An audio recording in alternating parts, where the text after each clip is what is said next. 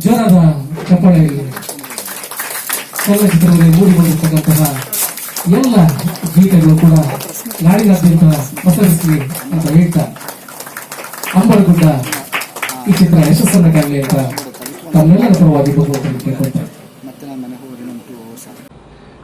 ವಿಷ್ಣು ಅಂತ ನಾನು ಆಲ್ರೆಡಿ ಒಂದು 3 ಸಿನಿಮಾ ನಿರ್ದೇಶನ ಮಾಡಿದ್ದೀನಿ, ಆ್ಯಕ್ಟರ್ ಸಹ ಮಾಡಿದ್ದೀನಿ.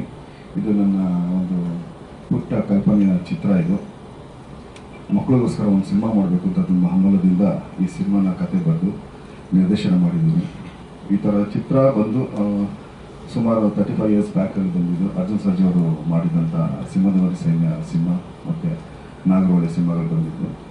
ಅದೇ ಥರ ಈ ಸಿನಿಮಾಗಳು ಮಕ್ಕಳು ನೋಡೋಕೆ ಬರ್ತಾರೆ. ಈಗ ಮಕ್ಕಳು ಸಿನಿಮಾ ಅಂದಿದ ತಕ್ಷಣವೇ ಎಲ್ಲರೂ ಮಕ್ಕಳಿಗೆ ಅಫ್ರಾಬಿಟ ಈ ಥರ ಮೈಂಡ್ ಸೆಟ್ಟಲ್ಲಿ ಎಲ್ಲ ಹೋಗ್ತಾ ಇದ್ದಾರೆ. ಕಮರ್ಷಿಯಲ್ ಸಿನಿಮಾ ಇಲ್ಲ, ಇದೆಲ್ಲ ಆರ್ಟ್ ಸಿನಿಮಾ ಅಂತ ಬರ್ತಾ ಇದ್ದಾರೆ.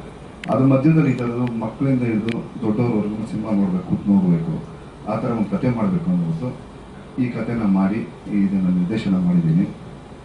ಮಕ್ಕಳು ಎಲ್ಲ ತುಂಬ ಚೆನ್ನಾಗಿ ಮಾಡಿದ್ದಾರೆ. ಆ್ಯಕ್ಟಿಂಗು ಏನಿದ್ರು ಎಫೆಕ್ಟ್ ಹಾಕಿ ಹೇಳ್ದಂಗೆ ಕೇಳಿ ಎಲ್ಲ ನೀಟಾಗಿಯೇ ಮುಗಿಸ್ಕೊಟ್ಟಿದ್ದಾರೆ. ಅವ್ರಿಗೆಲ್ಲ ಮಕ್ಕಳಿಗೆಲ್ಲ ಧನ್ಯವಾದ.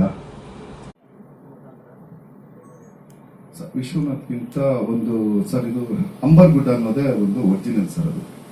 ಅದು ಬಂದು ಸಹ್ಯಾದ್ರಿ ಬೆಟ್ಟದಲ್ಲಿ ಈಗಲೂ ಸುಳ್ಳಳ್ಳಿ ಅಂತ ಬರುತ್ತೆ, ಇದರಲ್ಲಿ ನಮ್ಮ ಕೊಲ್ಲೂರು ಮೂಕಾಂಬಿಕೆ ಇದರಲ್ಲಿ ಬರುತ್ತೆ. ಅದು ಆ ಸುಳ್ಳಳ್ಳಿ ಅನ್ನೋ ಜಾಗ ಅಂಬರ್ಗುಡ್ಡ ಅನ್ನೋದು ಇದೆ. ಅದು ಏನಾಗಿತ್ತು ಅಂದ್ರೆ ಫಸ್ಟು ನಮ್ಮ ಕೆಲವರು ಅದು ಹೇಳ್ಬೇಕಾದ್ರೆ ಗೊತ್ತಿಲ್ಲ, ಹೇಳ್ತೀನಿ ಸರ್. ವಿಜಯ ಮಲ್ಯವರು ಮತ್ತು ಅಶೋಕ್ ಇಳಿಯವರು ಅದನ್ನ ಮೈನ್ಸ್ ಮಾಡಬೇಕಂತ ಹೋಗಿದ್ರು, ಚಿನ್ನದ ಗಣಿ. ಅದು ತುಂಬ ದೊಡ್ಡ ಇಶ್ಯೂ ಆಗಿತ್ತು. ನೀವು ಆಲ್ಮೋಸ್ಟ್ ಪಬ್ಲಿಷ್ ಮಾಡಿರ್ತೀರ ಪೇಪರಲ್ಲಿ. ಶಿವಮೊಗ್ಗದ ಫುಲ್ ಸ್ಟ್ರೈಕ್ ಆಗಿತ್ತು, ಅದು ಮಾಡಬಾರ್ದು ನೋಡ್ರು. ಆ ಬೆಟ್ಟದಲ್ಲಿ ಈಗಲೂ ಬೈರೂರು ಗುಡಿ ಇದೆ, ಒಂದೊಂದು ಪೀಸು ಸಹ ಚಿನ್ನದ ಗಣಿನೇ ಈಗಲೂ ಸಹ ಇದೆ. ಆದರೆ ಅದನ್ನು ಯಾವುದು ಗೌರ್ಮೆಂಟ್ ಅಲೋಟ್ ಮಾಡಿಲ್ಲ. ಆ ವಿಚಾರವಾಗಿ ನಾನು ಈ ಸಿನಿಮಾದಲ್ಲಿ ಹೇಳಕ್ಕೆ ಹೊರಟಿದ್ದೀನಿ ಸರ್. ಅದನ್ನು ಮಕ್ಕಳು ಯಾವ ರೀತಿ ಕಂಡುಹಿಡ್ತಾರೆ, ಆ ಜಾಗನ ಹೇಗೆ ಹೋಗುತ್ತೆ ಪ್ಲೇ ಮಾಡ್ತಾರೆ, ಆ ಮಧ್ಯದಲ್ಲಿ ಎಂತೆಂಥ ಕ್ಯಾರೆಕ್ಟರ್ಗಳು ಬರ್ತಾರೆ ಅನ್ನೋ ಪಿಕ್ಚರ್ ಆಗಿದೆ ಸರ್.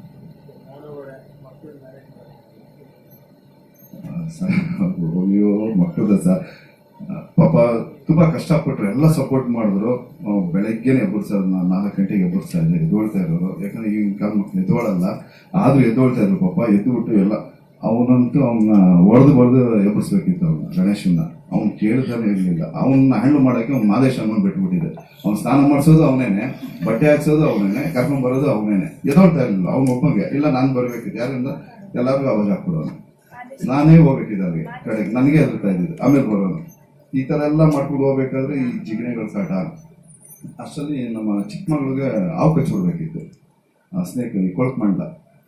ಅದೃಷ್ಟವಶ ಬಚಾವಾದ್ರು. ಈ ಥರ ತುಂಬ ಹಾವುಗಳು ತುಂಬ ಅಲ್ಲಿ ಬಂದ್ಗಳು. ಹಾಡಿಗೇರಿ ತುಂಬ ಜೋಗ್ ಫಾಲ್ಸ್ ಬ್ಯಾಕ್ ಸೈಡಲ್ಲಿ ಕಾಡಿರೋದು. ನಾವು ಏನೇ ಬರಬೇಕು ಅಂದ್ರೂ 30-35 kilometres main road 1 hour gear ಸೊಪ್ಪಾಗಿ ಬರಬೇಕು. ಇಲ್ಲಾಂದರೆ ಸರ್ ಎಲ್ಲ ಒಂದು 22 ಡೇಸ್. ಟೆಕ್ನಿಷಿಯನ್ಸ್ ಅಷ್ಟೇ ಸರ್, ತುಂಬ ಕಷ್ಟ. ಅವರು ನಮ್ಮ ಜೊತೆ ಸಪೋರ್ಟ್ ಚೆನ್ನಾಗಿ ಮಾಡಿದ್ರು.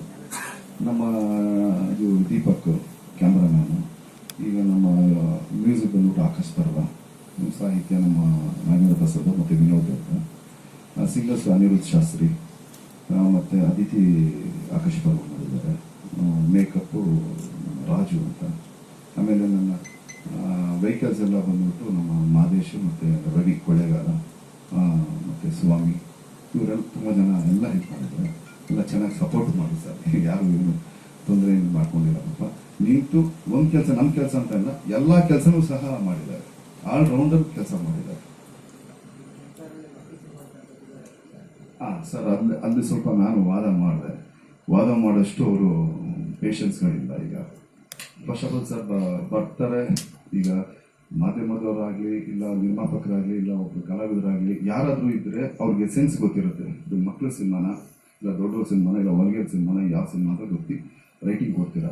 ಆದರೆ ಅಲ್ಲಿ ಬರೋರು ಏನಂದರೆ ಎಲ್ಲ ರಿಟೈರ್ಮೆಂಟಲ್ಲಿ ಆಫೀಸರ್ಗಳಿರ್ತಾರೆ, ವಯಸ್ಸಾದವ್ರು ಇರ್ತಾರೆ, ಮತ್ತು ಎಲ್ಲೋ ಕಾಲ್ ಸೆಂಟ್ರಲ್ಲಿ ವರ್ಕ್ ಮಾಡ್ತಾ ಇರ್ತಾರೆ. ಅವ್ರುಗಳು ಬರ್ತಾರೆ, ಕೂತ್ಕೊತಾರೆ, ಜರ್ನಿ ಮಾಡ್ತಾರೆ. ನಾನು ಕೇಳಿದೆ ಸರ್ ಏನಿದೆ ಸಣ್ಣದಾಗಿ ಸರ್ ಮಕ್ಕಳು ಸಿನಿಮಾ ನಾನು ಮಾಡಿದ್ರು, ಏನೋ ಕಮರ್ಷಿಯಲ್ ಸಿನಿಮಾ ದೊಡ್ಡವ್ರ ಸಿನಿಮಾ ಮಾಡಿದರೆ ನೀವು ಕೊಡ್ಬೋದು.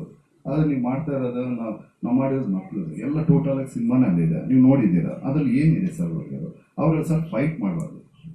ಮಕ್ಕಳು ಫೈಟ್ ಮಾಡಬಾರ್ದು ಅಂದರೆ ಮಕ್ಕಳಲ್ಲಿರೋ ಪ್ರತಿಭೆ ನಾವು ಏನು ತೋರಿಸೋದು.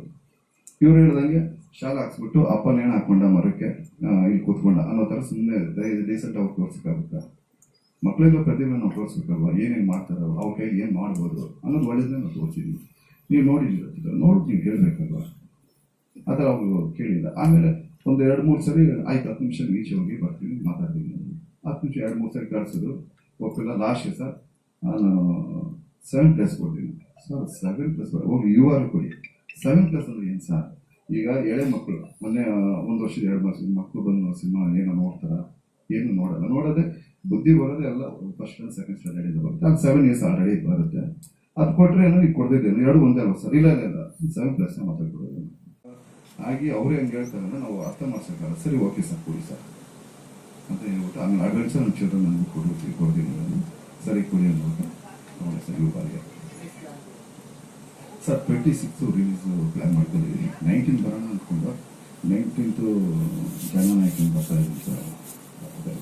ಸರ್ ಅದಕ್ಕೆ ಪೋಸ್ಟ್ಪೋನ್ ಮಾಡಿಕೊಂಡು 26 ಎಲ್ಲ ಥಿಯೇಟರ್ಸ್ಗೆ ಬರೋಣ ಅಂದ್ಬಿಟ್ಟು ಪ್ಲ್ಯಾನ್ ಮಾಡಿದ್ದೀನಿ ಸರ್.